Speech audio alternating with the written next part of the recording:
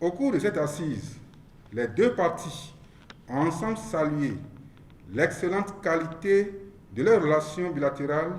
et marqué leur disponibilité à œuvrer mutuellement à son renforcement et à sa pérennisation de ses acquis.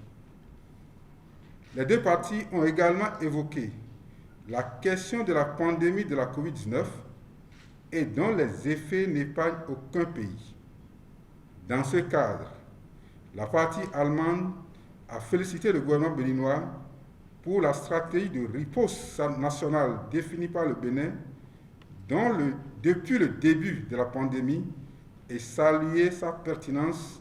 qui permet globalement à notre pays de juguler les contre-coups de cette menace. La question de la démocratie et de l'état de droit a été également abordée au cours de cette rencontre qui a offert l'opportunité aux deux parties de réitérer dans le cadre de leur partenariat leur volonté d'œuvrer à la promotion de la démocratie, de la bonne gouvernance, de la défense et de la préservation des libertés fondamentales. Les deux délégations ont aussi abordé la question sécuritaire, notamment la situation sécuritaire au nord du Bénin. Sur cette question, la partie béninoise, après avoir fait le point des dispositions prises par le gouvernement pour sécuriser l'ensemble du territoire national, a présenté le bloc de mesures spécifiques définies par le Bénin pour répondre à la menace terroriste dans sa partie septentrionale. Les deux parties ont saisi l'occasion de cette discussion pour réitérer leur volonté de poursuivre leur partenariat dans les domaines gouvernance, eau, assainissement, biodiversité et énergie renouvelable. De plus, les deux parties ont retenu de compléter leur nouvel engagement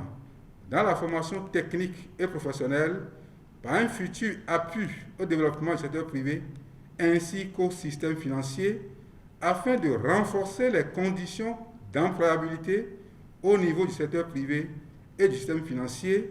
en vue d'améliorer les perspectives d'emploi des apprenants. Des actions seront entreprises dans ce domaine sur la base des expériences engrangées au titre de la coopération bilatérale dans les secteurs agricoles, des énergies renouvelables ainsi que du numérique en raison de leurs apports innovateurs et accélérateurs au développement.